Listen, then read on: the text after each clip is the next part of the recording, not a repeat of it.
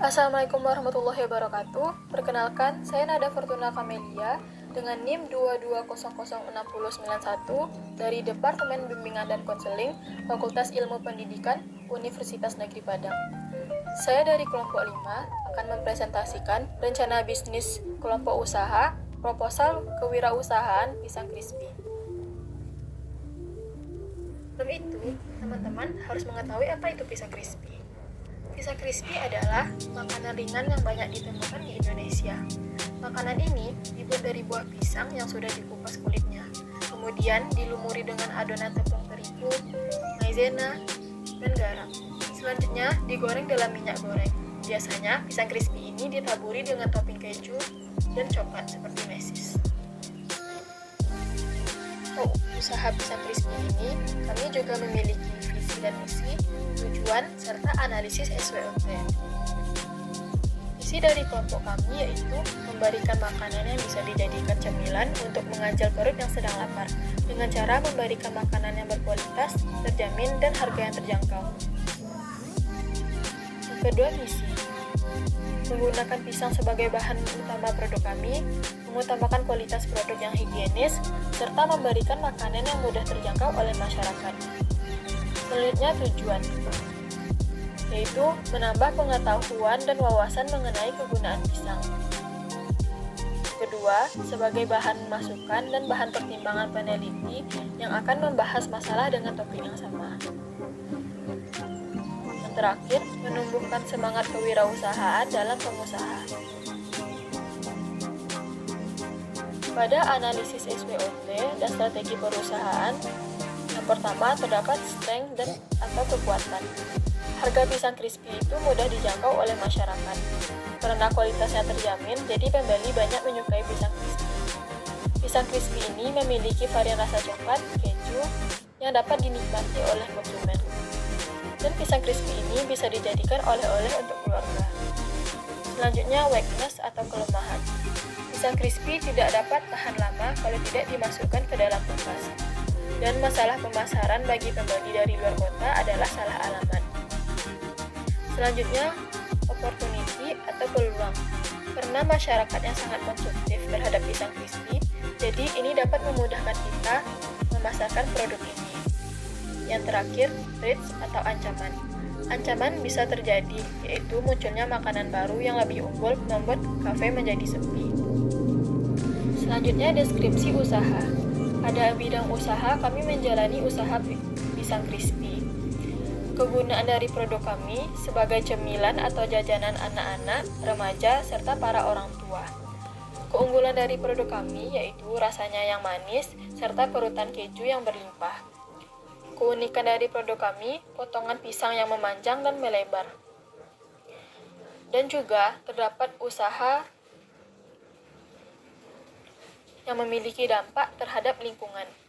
Dalam bisnis pisang crispy, lingkungan organisasi dapat mempengaruhi masih sangat kecil.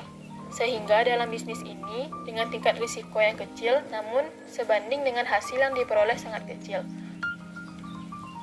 Adapun yang perlu diperhatikan dalam lingkungan internal dan eksternal bisnis dari pisang crispy yaitu dari lingkungan internal, bentuk lingkungan internal yang mempengaruhi bisnis pisang crispy dapat berupa karyawan, pengaturan manajemen, dan kekuatan lingkungan organisasi. Jika pemilik usaha memiliki karyawan, maka pemilik usaha harus mampu untuk memilih karyawan yang ahli dan terampil dalam bidangnya. Yang kedua, lingkungan eksternal. Manajer perlu mempertimbangkan unsur-unsur kekuatan eksternal terhadap organisasi yang dikelolanya. Lingkungan eksternal ini sangat bergejolak. Perubahan-perubahan yang terjadi di dalamnya sangat dinamis dan kadang-kadang pengaruhnya pada manajemen tidak dapat diperkirakan. Selanjutnya, pada risiko bisnis dan pengelolaannya. Dalam menjalankan suatu kegiatan usaha, ada beberapa risiko usaha yang dapat mempengaruhi hasil usaha, yang dapat mempengaruhi usaha tersebut. Apabila hal tersebut tidak dapat diatasi dan dipersiapkan serta penanganannya, maka bisa berisiko usaha tersebut terjadi. Terdapat risiko internal usaha dan eksternal usaha. Pada risiko internal, dalam menjalankan suatu usaha dibutuhkan suatu perangkat untuk mendukung jalannya usaha tersebut. Di antaranya sumber daya berupa modal dan personil yang handal sesuai dengan kebutuhan. Selanjutnya pada risiko eksternal usaha, yang pertama risiko buyer atau supplier. Dalam melakukan pemasaran, hasil produksi harus lebih berkonsentrasi kepada kualitas pelayanan dan selalu melakukan kegiatan untuk meningkatkan kualitas dan komunitas pada buyer potensial yang menjadi pelanggan kita. Pada risiko perekonomian, faktor risiko ini berasal dari luar kegiatan usaha sendiri, diantaranya disebabkan oleh kondisi perekonomian, sosial, politik, baik lokal maupun nasional. Pada rencana pemasaran, target dari konsumen kami yaitu ibu-ibu, mahasiswa, anak-anak, dan banyak konsumen lainnya. Pada wilayah pemasaran, kami menjual produk di sekitar Padang. Selanjutnya, situasi pesaing. Pada saat ini, banyak juga pedagang pisang crispy karena cara pengolahan pisang yang sederhana serta termasuk salah satu makanan yang disukai oleh banyak khalayak. Dari jumlah dan produk yang kami jual, harga jual pisang yaitu 10.000 per kotak.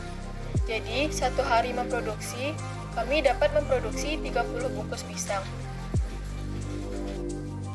Selanjutnya, pada rencana produksi juga terdapat bahan baku, alat atau teknologi, proses produksi, serta kapasitas produksi.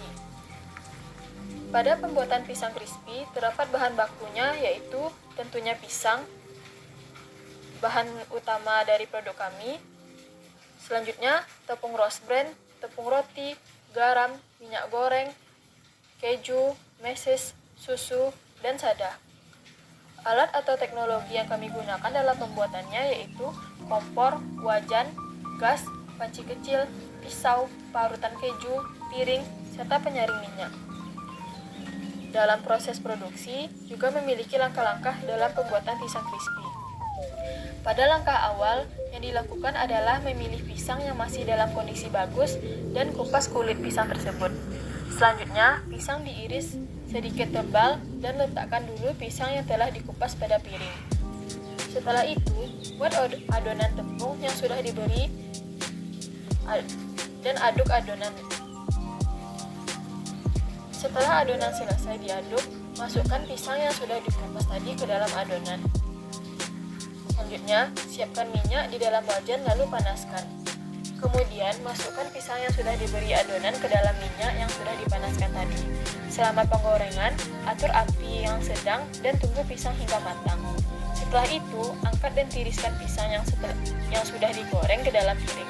Beri susu, keju, dan mesis sebagai topping. Pisang crispy siap dinikmati.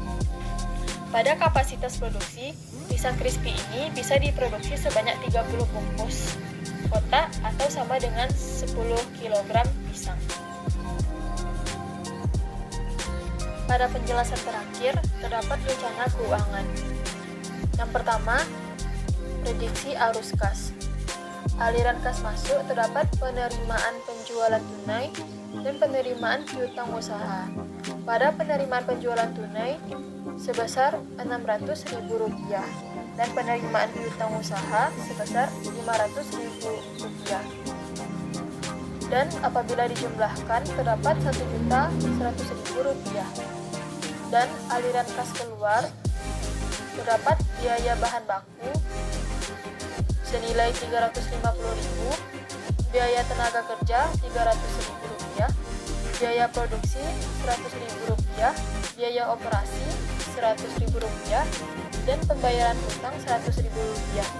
Apabila dijumlahkan terdapat Rp950.000. Rencana laba atau rugi. Pada perencanaan laba atau rugi terdapat perhitungan selama proses produksi hingga proses pemasaran pisang keju ini sebagai berikut. Pisang 10 kg dikali dengan harga Rp6.000 dan minyak goreng 1 liter dikali dengan harga Rp11.000 serta bumbu-bumbu dari pisang tersebut senilai Rp50.000 dan ditambah juga dalam biaya pembungkusan pisang senilai Rp10.000. Jadi jumlah Dari perhitungan bahan baku pisang tersebut senilai Rp151.000. Perhitungan untung rugi usaha pisang crispy. Jumlah pisang crispy yang terjual adalah 30 bungkus. Pada modal setiap bungkusnya terdapat 7.500. Harga jual dari pisang crispy ini adalah 10.000 per bungkusnya dengan isi 250 gram. Pada analisis keuntungan, modal ini didapat dari modal pribadi anggota kelompok sebesar 50.000 dan modal pada penjualan kami senilai Rp200.000, sedangkan hasil penjualannya berjumlah 75.000 dan laba yang kami dapatkan senilai 75.000. Dan benefit atau cost ratio. Untuk saat ini, kami masih belum menggunakan benefit atau cost ratio. Hal tersebut dikarenakan usaha kami masih belum dikenal oleh banyak masyarakat. Sekian presentasi mengenai rencana bisnis dan kelompok usaha. Saya ucapkan terima kasih, dan terima kasih untuk teman-teman yang sudah nonton. Assalamualaikum warahmatullahi wabarakatuh.